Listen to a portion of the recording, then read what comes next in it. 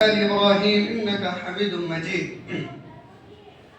محترم سامعین کرام و سامعات، معزز بزرگ و دوستو، الحمدللہ اللہ رب العالمین کا شکر احسان ہے کہ اللہ رب العالمین نے آپ تمام مسلمین کے درمیان مجھ ناچیز کو ایک بار دوبارہ پھر سے کھڑا ہونے کی توفیق عنایت فرمائی ہے۔ اللہ رب العالمین سے دعا کرتے ہیں کہ آج کے اس خطبے میں رجب کے حوالے سے چند باتیں بیان کرنی ہے۔ رجب کے حوالے سے چند غلط فہمیاں جو مسلمانوں کے اندر پائی جاتی ہیں، ان چیزوں کے بارے میں ذکر کرتے ہوئے انشاءاللہ العزیز ان غلط فہمیوں کا ازالہ کرنے کی کوشش کریں گے۔ اللہ رب العالمین سے دعا ہے کہ الہ العالمین ہم تمام امت مسلمہ کو کہنے سننے سے زیادہ عمل کی توفیق عنایت فرمائیں، آمین یا رب العالمین۔ محترم سامعین کرام، سورہ توبہ کی ایک آیت کریمہ ہم نے آپ کے سامنے تلاوت کی ہے، جس آیت کریمہ میں اللہ رب العالمین نے مہینوں کی گنتی کی تعداد 12 بتلایا ہے۔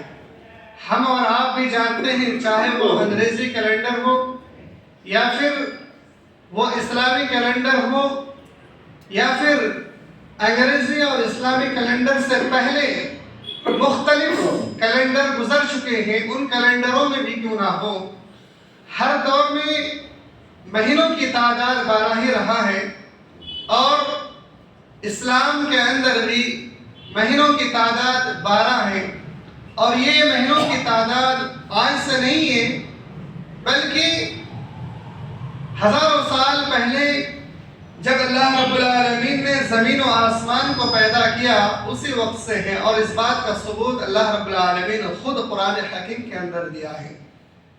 اللہ رب العالمین نے اسی آیت کریمہ کے اندر ارشاد فرمایا ان عدت الشہور عند اللہ 12 شہرا فی کتاب اللہ۔ اللہ رب العالمین کے نزدیک مہینوں کی گنتی 12 ہیں، اور یہ اس دن سے ہے جب سے زمین و آسمان کو اللہ رب العالمین نے پیدا کیا، تخلیق کی۔ ان 12 مہینوں میں سے 4 مہینے حرمت والا زمان جاہلیت میں بھی تھا، اور اسلام میں بھی اللہ رب العالمین نے اس کو برقرار رکھا۔ وہ 4 مہینہ صحیح بخاری کی ایک روایت سے اس کا ثبوت ملتا ہے۔ حضرت ابو بکر رضی اللہ تعالی عنہ بیان فرماتے ہیں کہ اللہ کے رسول صلی اللہ علیہ وسلم نے ارشاد فرمایا السنۃ 12 شہرا منها 4 حرم، مہینوں کی گنتی کل 12 ہیں، جن میں سے 4 حرمت والے مہینے ہیں، 3 متوالیات، جس میں سے 3 پیدر پہ آتا ہے، ذوالقعدہ، ذوالحجہ و محرم، یہ 3 پیدر پہ آتا ہے، اور ایک رجب مضر الذي بین جمادى و شعبان، چوتھا رجب، یہ شعبان اور جمادی ثانی کے درمیان میں آتا ہے۔ یہ 4 حرمت والے مہینے ہیں۔ یہ حرمت والے مہینوں سے مراد کیا چیز ہے؟ ان مہینوں کے بارے میں اسے حرمت اس لیے کہا جاتا ہے کہ زمانے جاہلیت میں لوگ فوراً ایک دوسرے سے لڑ پڑتے تھے، جھگڑ بیٹھتے تھے، ایک دوسرے کو قتل کر دیا کرتے تھے، ایک دوسرے کا مال چھین لیا کرتے تھے۔ اس طرح سے لوگوں کا بڑا خسارہ ہوتا تھا، نقصان ہوتا تھا۔ تو زمانے جاہلیت میں لوگوں نے ان چیزوں کو مد نظر رکھتے ہوئے خاص طور سے حج کے ایام میں ان لوگوں نے یہ میٹنگ کے طے کیا کہ کیوں نہ 3 مہینے لگاتار حرمت کے رکھ دیے جائیں، یعنی ان 3 مہینوں کو ہم لوگ کسی کا مال، کسی کی دولت نہیں چھینیں گے، اور ان 3 مہینوں میں کوئی بھی انسان کہیں بھی بلا جھجک سفر کر سکتا ہے، آ سکتا ہے، جا سکتا ہے۔ چونکہ قربانی کا جو جانور بیت اللہ لے کر کے لوگ جایا کرتے تھے زمانے جاہلیت میں بھی، تو وہ جانور بڑا تندرست ہوتا تھا، اور لوگ اس کو پکڑ کر چھین لیا کرتے تھے۔ اس طریقے سے لوگ تجارت کے لیے بھی جایا کرتے تھے، تو لوگوں کا مال لوٹ لیا کرتا تھا۔ تو یہ حرمت والے مہینے میں لوگ آسانی سے اور بلا خوف، بلا جھجک ان مہینوں میں خانہ کعبہ آتے تھے، اور وہاں پر حج بھی کرتے تھے، تجارت بھی کرتے تھے اور اسے کوئی خوف نہیں ہوتا تھا۔ اور بیچ میں ایک مہینہ حرمت والا رجب کو رکھا گیا۔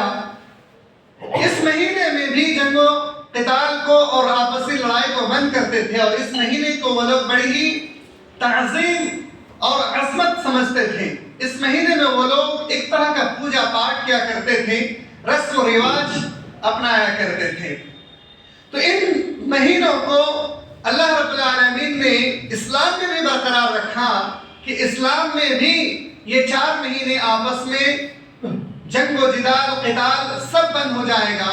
یوں تو ظلم ہر مہینے میں حرام ہے، ہر مہینے میں قتل کرنا حرام ہے، لیکن خاص طور سے ان 4 مہینوں کو اللہ رب العالمین نے حرمت والا قرار دیا۔ اور ان مہینوں میں اگر کوئی انسان کسی کو پر ظلم کرتا ہے، کسی کو قتل کرتا ہے، کسی کے مال چھین لیتا ہے، تو وہ انسان بنسبت دیگر مہینوں کے اس مہینے میں اور بڑا ظالم بن جاتا ہے۔ تو اللہ رب العالمین نے اس مہینے کو حرمت والا قرار دیا ہے۔ ان مہینوں میں اس کی تعظیم اور تقدس کو برقرار رکھتے ہوئے ہمیں اور آپ کو بھی ان مہینوں کا احترام کرنا چاہیے۔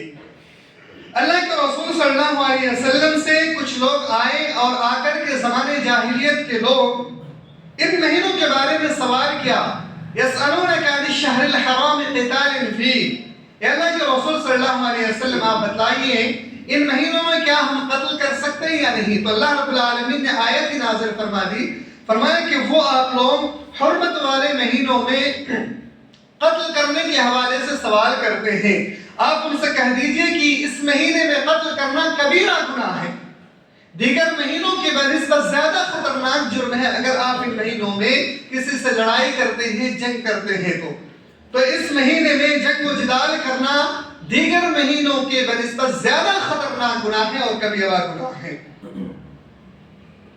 اس مہینے کو خاص طور سے رجب کے مہینے کو رجب کا مہینہ اس لیے کہا جاتا ہے کہ اس مہینے میں وہ لوگ ایک رسم منایا کرتے تھے، رسم رجبیہ۔ زمانے جاہلیت کی بات ہو رہی ہے۔ زمانے جاہلیت میں لوگ اس مہینے میں ایک رسم منایا کرتے تھے، رسم رجبیہ، جس کو عربی میں اس رسم کا ایک نام رسم عتیرہ بھی کہا ہے۔ یہ ایسا رسم تھا جو کہ زمانے جاہلیت میں تو ان لوگوں کے نزدیک صحیح تھا، لیکن اسلام میں اس رسم کو حرام قرار دیا گیا ہے۔ لہذا اگر مسلمان کوئی بھی بندہ اس رسم کو فالو کرتا ہے اور اس رسم کو اپناتا ہے، اس پر عمل کرتا ہے، تو وہ انسان بڑا ظالم بن جائے گا اور وہ انسان شرک کے مرتکب بھی ٹھہرائے جائیں گے۔ حضرت ابو ہریرہ رضی اللہ تعالی عنہ بیان فرماتے ہیں کہ اللہ کے رسول صلی اللہ علیہ وسلم نے اس رسم کے حوالے سے بیان فرمایا کہ لا فرع ولا عتیرہ، اسلام میں کوئی فرع نہیں ہے، کوئی عتیرہ نہیں ہے۔ فرع اور عتیرہ یہ دو وہ رسم ہیں زمانے جاہلیت کے۔ ہمارے مسلم سماج میں بھی بعض دفعہ انجانے میں بعض لوگ یہ بھی رسم کو، ان میں سے ایک رسم کو بعض علاقے میں دیہاتوں میں اپنا لیتے ہیں، لیکن یہ رسم اسلام میں حرام ہے، شرک کے مرتکب ٹھہرائے جاتے ہیں۔ وہ رسم ہے لا فرع، فرع کا رسم۔ فرع کا رسم یہ ہے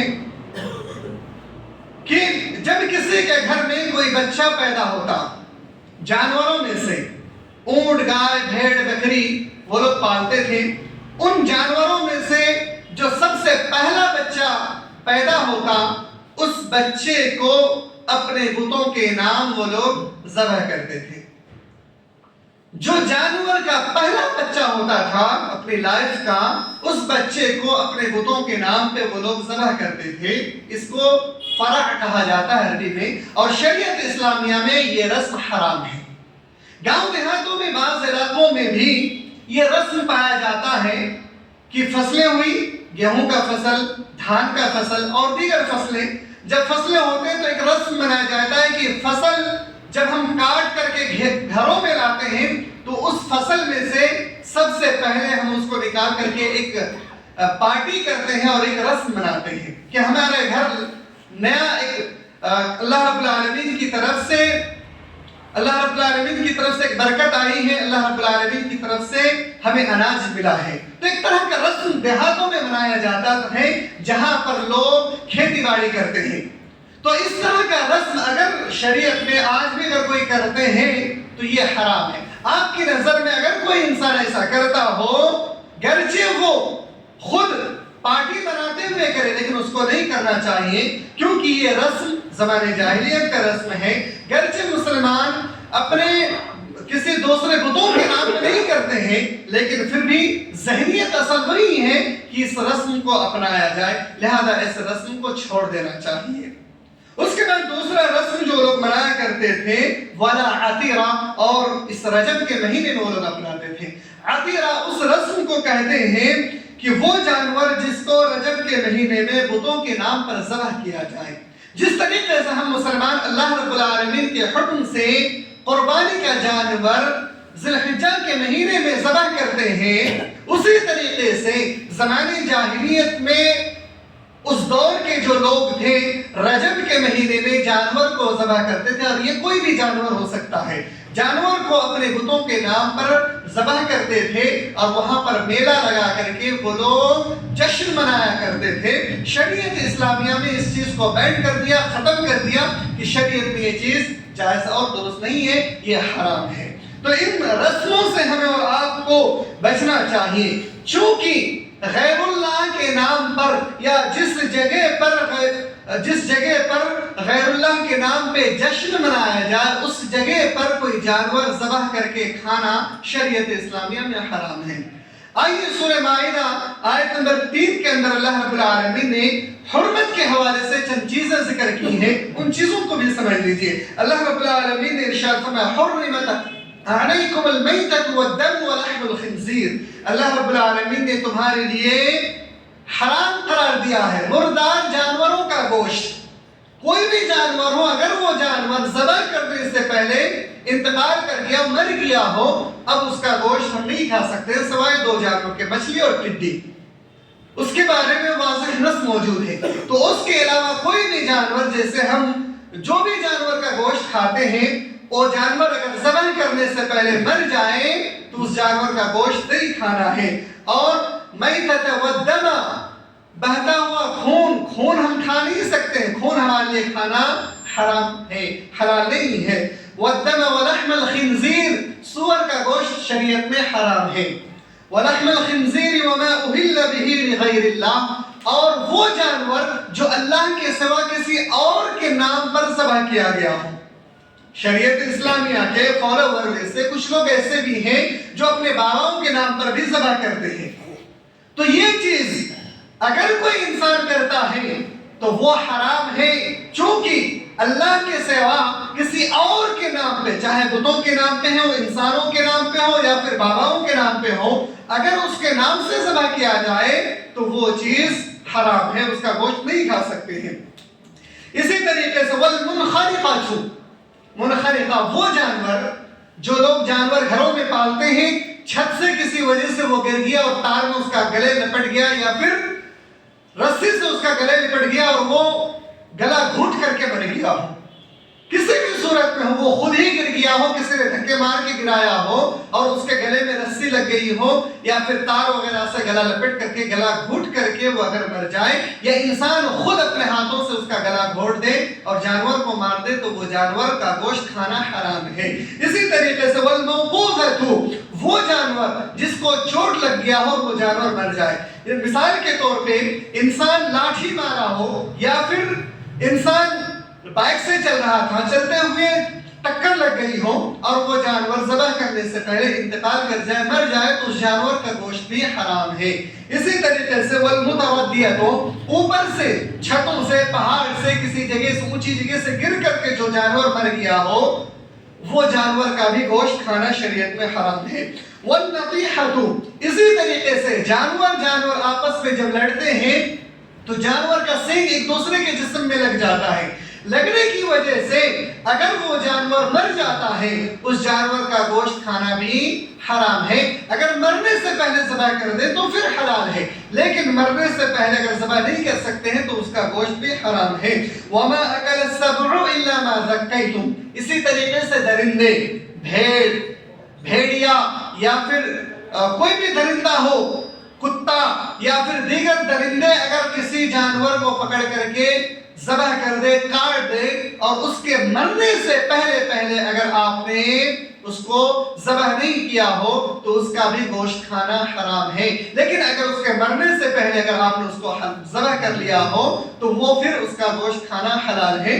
وما ذبح علی النصب، اور تھانوں پر، ان جگہوں پر جہاں پر غیر اللہ کے نام پر کبھی ذکر کیا جاتا تھا، ان جگہوں پر جہاں پر غیر اللہ کے نام پہ پوجا پاٹ کیا جاتا تھا یا کیا جاتا ہے، ان جگہوں پر اگر کوئی انسان نظر مان لے کہ میں اپنے ایک جانور کو لے جا کر کے وہاں پہ ذبح کروں گا اور پھر گوشت کھاؤں گا تو وہاں کا ذبح کیا ہوا گوشت بھی حرام ہے۔ تو وما ذبح علی النصب وان تستقسموا بالازلام، اور ایک ایسی بھی چیز تھی جو زمانے جاہلیت میں تھی، اب شریعت میں اس کا گوشت اور اس طرح کا گوشت کھانا حرام ہے۔ کیا؟ تیر اندازی کر کے گوشت کو تقسیم کرنا۔ تیر اندازی کا مطلب یہ ہوتا ہے کہ لوگ تیر میں لکھ دیتے تھے، ایک تیر میں 5 kg، ایک تیر میں 2 kg، ایک اندازہ ہوتا تھا، ایک میں آدھا گوشت، ایک میں 1/4 گوشت، ایک میں کچھ بھی نہیں۔ اس طریقے سے تیر اندازی کرتے تھے، جس کے مقدر میں جو تیر آ جائے اسی حساب سے اس کو گوشت دیا جاتا ہے، یا پھر کسی کو کچھ ملتا ہی نہیں تھا۔ سارے لوگ مل کر کے ایک جانور کو شکار کیے یا پھر ایک جانور کو خریدے، ان میں سے اگر کوئی ایک بندہ محروم رہ جائے گوشت لینے سے تو یہ شریعت کا قانون یا شریعت کے نظر میں یہ چیز درست ہو ہی نہیں سکتا ہے، اس لیے اس چیز کو شریعت میں حرام قرار دیا گیا۔ زمانے جاہلیت میں یہ چیزیں درست تھیں اور جائز تھیں۔ تو یہ چند چیزیں ہیں جن کو شریعت اسلامیہ میں حرام قرار دیا گیا ہے۔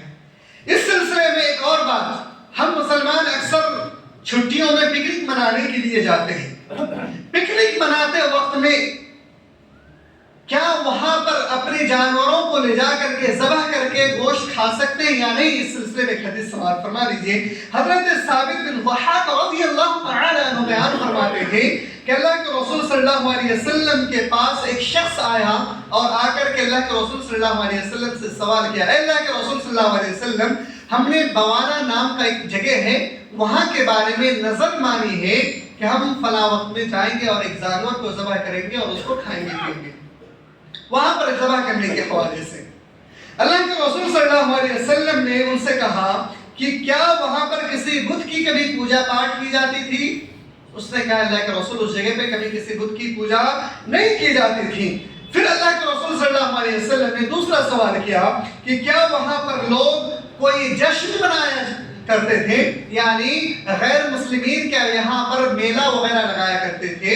تو اس شخص نے کہا تھا کہ رسول صلی اللہ علیہ وسلم نہیں، وہاں پر کوئی جشن بھی نہیں منایا جاتا تھا۔ اللہ کے رسول صلی اللہ علیہ وسلم نے فرمایا اوفی بنذرک، جاؤ اور اپنی نظر کو پوری کر لو۔ یعنی پتہ چلا اس حدیث سے کہ جس جگہ پر غیر اللہ کے نام پر جانور ذبح نہ کیا جائے یا جس جگہ پر دوسرے لوگ جشن نہ منایا ہو، اس جگہ پر ہم اپنی جانور کو ذبح کر سکتے ہیں، پکنک بھی منا سکتے ہیں۔ لیکن جس جگہ پر ہمیں پتا ہو یہاں پر غیر اللہ کی عبادت کی جاتی ہے یا وہاں پر وہ لوگ جشن مناتے ہیں، میلہ وغیرہ لگاتے ہیں، اس جگہ کی نظر ماننا اور اس جگہ پہ پکنک منانا شریعت میں جائز نہیں ہے۔ اس لیے ایسی جگہوں پہ جانے سے پرہیز کریں اور اپنے آپ کو ایسی جگہوں میں لے جانے سے محفوظ رکھیں۔ یہ چند باتیں تھیں زمانے جاہلیت کے حوالے سے۔ آئیے شریعت اسلامیہ میں کچھ ایسی چیزیں ہیں جو رجب کے حوالے سے پایا جاتا ہے، ان چیزوں کے اوپر بھی نظر ڈال لیتے ہیں۔ اور الحمدللہ علماء کرام کے محنت سے، علماء کرام کے اس دعوت و تبلیغ کی وجہ سے آج کے اس دور میں یہ رسم و رواج الحمدللہ کافی حد تک درست ہو چکی ہے۔ اب لوگ اس چیز کو چھوڑنا بھی شروع کر دیے ہیں۔ اللہ ماشاءاللہ ہو سکتا ہو کہ کہیں نہ کہیں کسی کی ذہنیت میں یہ چیزیں ہوں، نہیں تو الحمدللہ یہ چیزیں ختم ہونا شروع ہو گئی ہیں، جو کہ شریعت کا نام دے کر کے کہ یہ حدیث میں موجود ہے اور اس پر عمل کیا جاتا تھا، جبکہ دور دور تک شریعت میں اس کا کوئی تعلق نہیں ہے، نہ تو کسی ضعیف موضوع تک میں اس چیز کو پایا جاتا تھا، بلکہ وہ من گھڑت چیزیں تھیں جس کو لوگوں نے خود سے گڑھ کر کے اپنا لیا تھا، اور اس پر لوگ مسلمان بڑے زور و شور کے ساتھ عمل کیا کرتے تھے، اور آج کی تاریخ میں الحمدللہ کافی حد تک سدھار آ چکی ہے۔ اللہ کرے ایسے ہی سماج و معاشرے سے ایسے ہر طرح کی بدعات اور خرافات کا خاتمہ ہو جائے اور صرف توحید کا بلبلہ ہو، آمین یا رب العالمین۔ میرے بھائیوں، وہ چیزیں کیا ہیں؟ رجب کے مہینے میں پہلے صلاۃ الرغائب کے نام سے ایک نماز پڑھی جاتی تھی۔ رجب کے مہینے میں صلاۃ الرغائب کے نام سے ایک نماز پڑھی جاتی تھی۔ آج کے دور میں وہ چیزیں الحمدللہ بہت زیادہ سدھار ہے، بہت سارے لوگ اس چیز کو چھوڑ چکے ہیں چونکہ ان کو معلوم ہو چکا ہے۔ وہ نماز کیسی ہوتی تھی؟ وہ نماز کچھ اس طرح سے ہوتی تھی کہ وہ لوگ جمعرات کے دن بھر روزہ رکھتے تھے، یعنی معمول کے مطابق جیسا روزہ ہونا چاہیے روزہ رکھتے تھے، اور پھر جمعرات کا دن جا کر کے جمعہ کی جو شام مغرب کے بعد شروع ہو جاتی ہے، اس شام کو مغرب کی نماز پڑھ کے عشاء کے درمیان 12 رکعتیں نماز ادا کرتے تھے۔ 12 رکعتیں نماز اس طریقے سے ادا کرتے کہ ہر رکعت میں سورہ فاتحہ پڑھنے کے بعد 3 مرتبہ سورۃ القدر اور 7 مرتبہ سورہ اخلاص پڑھتے تھے۔ 3 مرتبہ سورۃ القدر اور 7 مرتبہ 3 مرتبہ سورۃ القدر اور 12 مرتبہ سورہ اخلاص پڑھتے تھے۔ پھر وہ لوگ سلام پھیر دیا کرتے تھے۔ سلام پھیرنے کے بعد پھر 70 مرتبہ درود شریف پڑھتے تھے، اور پھر سجدے میں گر پڑتے، اور سجدے میں 70 مرتبہ سبوح قدوس رب الملائکۃ والروح کو پڑھتے، پھر سر کو اٹھا لیتے تھے، پھر 70 مرتبہ رب اغفر وارحم وتجاوز عما تعمل انک انت العزیز الاعظم اس دعا کو پڑھتے تھے۔ پھر وہ دوسرے سجدے میں جاتے تھے اور اسی طریقے سے دوسرے سجدے کو بھی اسی طرح کرتے تھے، اور جب 2 سجدہ مکمل ہو جاتا اس کے بعد وہ لوگ اٹھ کر کے اللہ سے دعا کرتے، اور اس سوچ کے ساتھ دعا کرتے تھے کہ اگر ہم دعا کریں گے تو اللہ رب العالمین ہماری ہر دعا کو قبول فرما لیں گے، اور جو ہم مانگیں گے ہماری حاجت کو پوری کر دیں گے۔ نعوذ باللہ۔ یہ ایک طرح کی من گھڑت باتیں ہیں جو کہ شریعت میں اس کا کوئی تعلق نہیں ہے۔ جس چیز کو مسلمانوں کے اندر پہلے پایا جاتا تھا، آج بھی کچھ حد تک پایا جاتا ہے۔ اگر کسی کا نظریہ، کسی کی ذہنیت اس طرح کی ہو کہ یہ اس طرح سے عمل کرنے پر ہمیں ثواب ملے گا یا پھر بخشش ہوگی، تو یاد رکھیں یہ بدعت ہے، اور بدعت کے بارے میں اللہ کے رسول صلی اللہ علیہ وسلم کی حدیث کل بدعت ضلالہ وکل ضلالۃ فی النار، ہر بدعت گمراہی ہے اور ہر گمراہی جہنم جانے کا ذریعہ ہے۔ اس لیے میرے بھائیوں، اس طرح کی بدعات اور خرافات اور رسم و رواج سے اپنے آپ کو محفوظ رکھنے کی کوشش کیجیے۔ اسی طریقے سے ایک اور بدعت جو شریعت میں پایا جاتا ہے اس مہینے کے حوالے سے، وہ یہ کہ اس مہینے میں جو انسان 1 روزہ رکھے گا اس کو 1000 روزہ رکھنے کی ثواب ملے گا، 2 روزہ رکھے گا تو 2000 روزہ رکھنے کا ثواب ملے گا، اور اگر 3 روزہ رکھتا ہے تو 3000 روزہ رکھنے کا ثواب ملے گا، اور اگر وہ 8 روزہ رکھتا ہے تو اس کے لیے جہنم کے ہر دروازہ بند کر دیا جاتا ہے، اور اگر وہ 15 روزہ رکھتا ہے تو اس کے لیے جنت کے ہر دروازہ کھول دیا جاتا ہے، اور اس کے لیے یہ کہا جاتا ہے اب تم اس دروازے میں سے جس دروازے سے چاہو تم جنت میں داخل ہو جاؤ گے۔ اور یہ بھی گمان کیا جاتا ہے کہ ایک پکارنے والا پکارتا ہے کہ تمہاری مرادیں، تمہاری فریادیں سب قبول کر لی گئی ہیں، تمہاری ساری خطاؤں کو نیکیوں میں بدل دیا گیا ہے، اب تمہیں کوئی گناہ، تمہاری جتنے بھی گناہ تھے سب ختم کر دیا گیا، اب نئے سرے سے تم عمل کر سکتے ہو، اور تم مرنے کے بعد سیدھے جس دروازے سے چاہو جنت میں داخل ہو سکتے ہو۔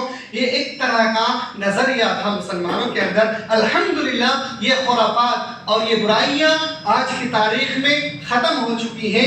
خلاصہ کلام یہ ہے کہ رجب کے مہینے کی بھی اتنی اہمیت ہے جتنے دیگر مہینوں کی اہمیت ہے، یعنی شعبان کی، رمضان کی، ذوالقعدہ، ذوالحجہ، محرم کی چند چیزیں ہیں جو اگلے مہینوں میں اس کی فضیلت رکھتا ہے، نہیں تو اللہ رب العالمین کے نزدیک ہر مہینہ کا مقام و مرتبہ بالکل برابر ہے۔ اس لیے اس مہینے کے حوالے سے اس طرح کا نظریہ رکھ کر کے عبادت کرنا یہ شرک ہے، بدعت ہے، اور جانتے ہیں شرک کرنے والے کو اللہ رب العالمین کبھی معاف نہیں کرتا ہے۔ اس لیے میرے بھائیوں، کوئی بھی عمل کرنے سے پہلے اس کی تحقیق ضرور کر لیا کریں۔ اس पूरी तकरीर का खुलासा इस बात पे पहुंचता है कि रजब के महीने में कोई भी ऐसी चीज नहीं है जिसको करने पर हमें कोई फजीलत हासिल होगी या फिर ना करने पे हम गुनहगार होंगे। ऐसी कोई बात नहीं है। इस महीने के हवाले से जितनी भी बातें हैं सारे के सारे मनगढ़ंत बातें हैं या फिर ज़माने जाहिलियत की बातें हैं। इसलिए जिस तरीके से हम और आप आम जिंदगी गुजारते हैं दीगर महीनों में, उसी तरीके से इस महीने में भी आम जिंदगी गुजारेंगे और आम सदक़ात और खैरात और नवाफिल को अदा करेंगे और आम अल्लाह रब्बुल आलमीन की इबादत करेंगे। बल्कि मैं आपको दो ऐसे तरीके बतलाता हूं, अगर आप इसको करना शुरू कर देंगे जो कि सही हदीस से साबित है और हर रोज के लिए साबित है, तो इंशाअल्लाह अज़ीज़ आप जरूर भी जरूर जन्नत में आला मकाम हासिल कर सकते हैं और नेकियों को बहुत सारा बटोर भी सकते हैं। वो पहला अमल ये है कि जब भी आप फर्ज नमाज अदा करें, फर्ज नमाज अदा करने के बाद सही बुखारी की रिवायत है मेरे भाइयों कि जब भी आप फर्ज नमाज अदा करें, नमाज पढ़ने के बाद आयतल कुर्सी जरूर भी जरूर पढ़ लिया करें। आयतल कुर्सी पढ़ने की फजीलत ये है कि जो भी बंदा हर फर्ज नमाज के बाद आयतल कुर्सी पढ़ता है उसको मौत के सिवा कोई भी जन्नत में जाने से नहीं रोक सकती। सुभान अल्लाह, यानी मरने के बाद हम हर हाल में इंशाअल्लाह अज़ीज़ जन्नत में जाएंगे ही। और दूसरा अमल अगर आपसे हो सके तो आप हर रोज इशा के बाद 4 रकातें नमाज आप पढ़ करके सो जाएं और फिर फजर से पहले उठ करके 4 रकात नमाज अदा करें। ये तहज्जुद की नमाज है, इशा के जश्न बाद आप अगर पढ़ते हैं। इसकी फजीलत ये है कि अगर कोई बंदा इशा के बाद 4 रकात नमाज पढ़ करके सोता है, इशा के बाद 2 रकात जो सुन्नत उसके अलावा ये 4 रकात पढ़ के अगर सोता है तो लैलतुल क़द्र की सवाब उसको मिलता है। ये सही हदीस में मौजूद है मेरे भाइयों। और 4 रकात अगर मज़ीद आप पढ़ लेते हैं तो तहज्जुद की नमाज आपकी पूरी हो जाती है। इस तरीके से आप अगर चाहें अमल कर सकते हैं तो इशा के बाद 4 रकात नमाज पढ़ के सो सकते हैं और फजर से पहले उठ करके 4 रकात अदा कर सकते हैं। तो इसकी बड़ी फजीलत है। तहज्जुद के भी सवाब मिल जाएगा और आपको लैलतुल क़द्र की रात जो सवाब मिलता है उसकी भी फजीलत हासिल हो जाएगी अगर ऐसा कर सकते हैं। अल्लाह रब्बुल आलमीन से दुआ है कि रब्बुल आलमीन हम तमाम उम्मत मुस्लिमा को कहने सुनने से ज़्यादा कुरान और सुन्नत पर अमल करने की तौफीक इनायत फरमाए।